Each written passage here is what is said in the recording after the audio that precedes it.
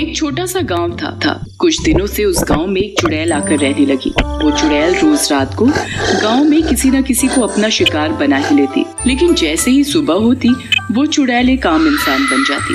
एक दिन की बात है, चुड़ैल रात में अपने शिकार की तलाश में घूम रही थी। तभी उसे एक आदमी दिखाई दिया। अरे वाह, शिकार खुद ब खुद चलकर मेरी ओर ही आ रहा है। उस आदमी को पता नहीं था कि चुड़ैल दूर से खड़ी उसे देख रही है। जैसे ही वो आदमी चुड़ैल के नजदीक पहुंचता है, चुड़ैल, अरे भागो रे भागो, चुड़ैल, अरे भागो रे भागो। अरे भागता कहाँ है? इतनी देर से मैं तेरा ही तो इंतजार कर रही थी। तभी चुड़ैल उस आदमी को भागने नहीं देती और झट से पकड़ लेती है। अब मैं तेरा गर्मा गर्म खून पीऊंगी। चुड़ैल जी मुझे छोड़ दो, जाने दो मुझे जाने दो।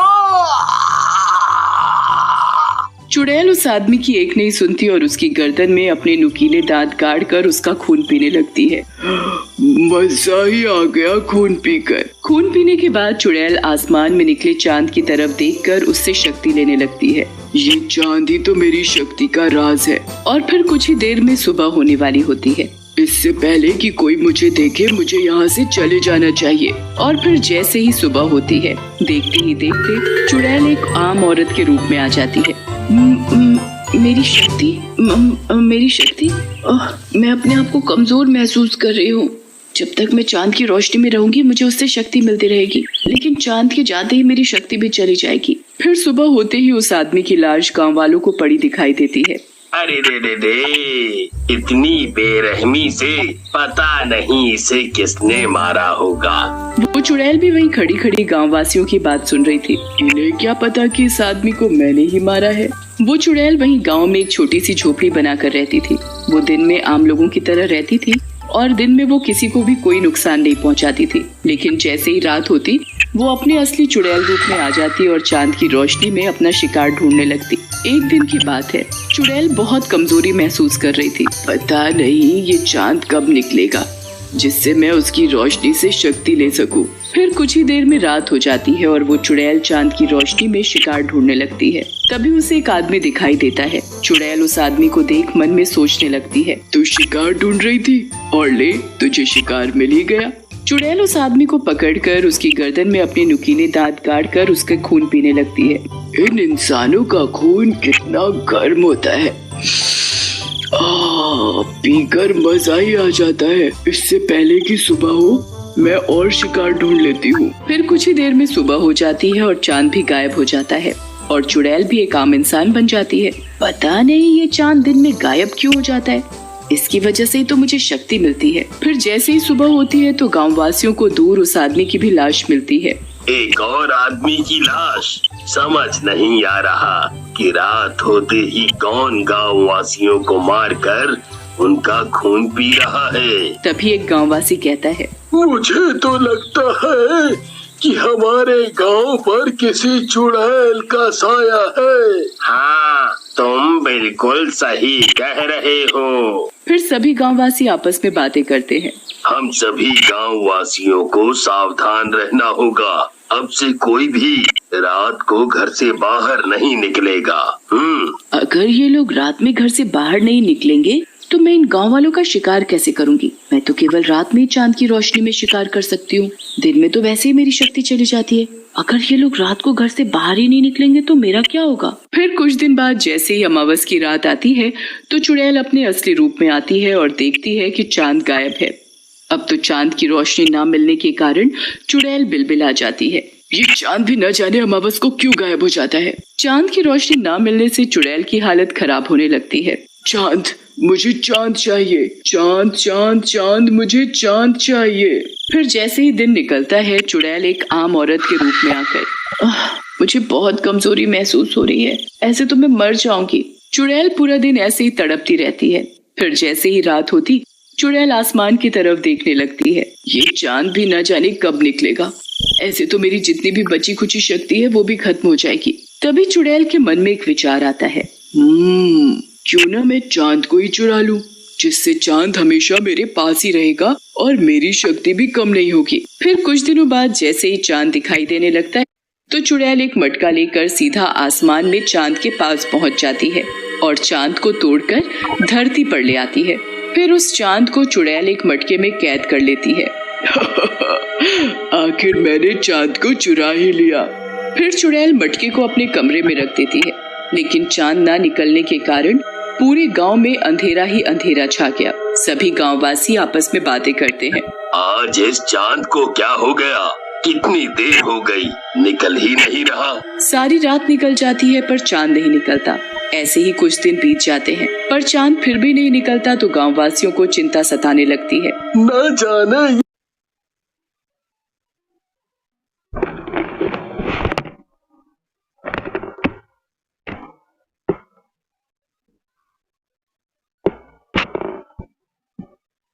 ये चांद को क्या हो गया है जो आजकल दिखाई ही नहीं देता। आज से पहले तो ऐसा कभी नहीं हुआ।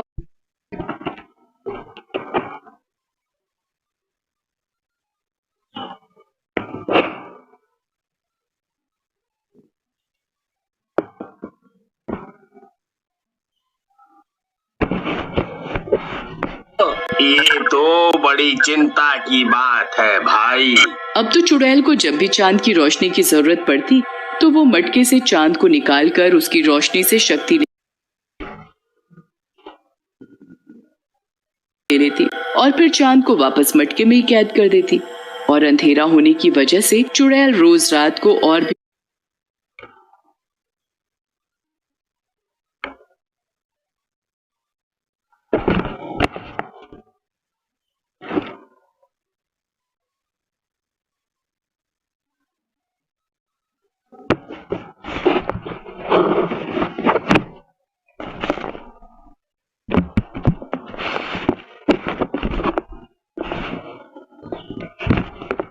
भी मजे से गांववासियों का शिकार करती। पर किसी को ये बात पता नहीं चल पा रही थी कि गांववासियों को कौन मार रहा है। ऐसे ही एक दिन की बात है, चुड़ैल रात को मटके से चांद निकालकर उसकी रोशनी से शक्ति ले रही थी।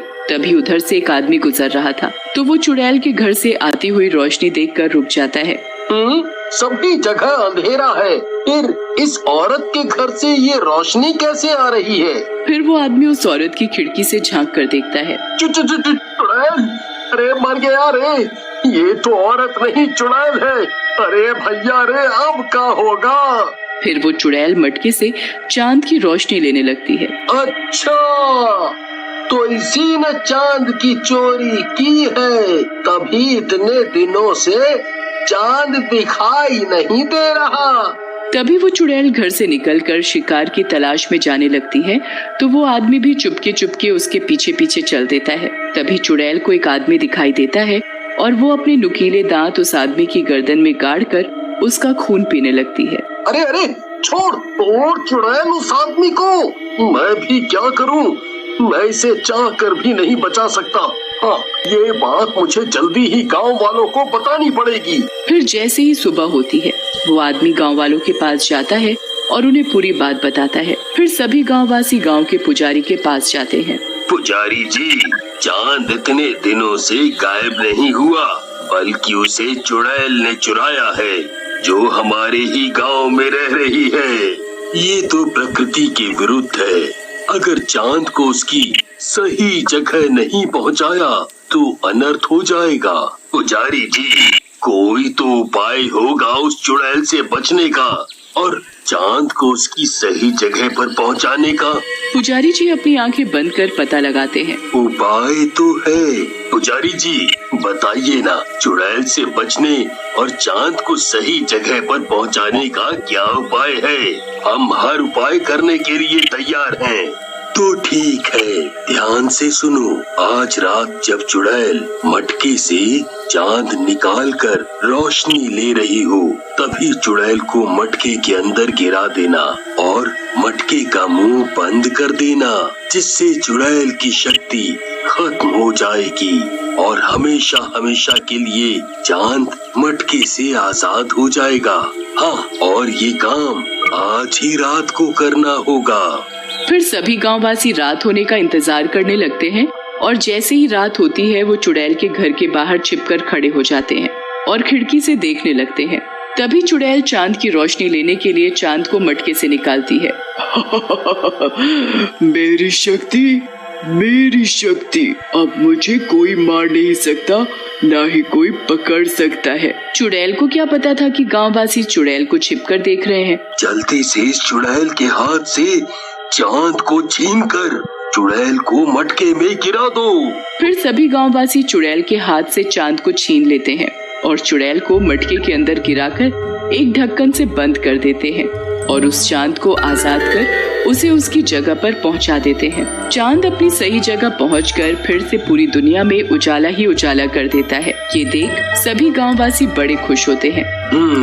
अब इस मटके को जल्दी से एक पीपल के पेड़ के नीचे जमीन में गाड़ दो, जिससे चुड़ैल हमेशा हमेशा के लिए इस मटके में कैद हो जाएगी।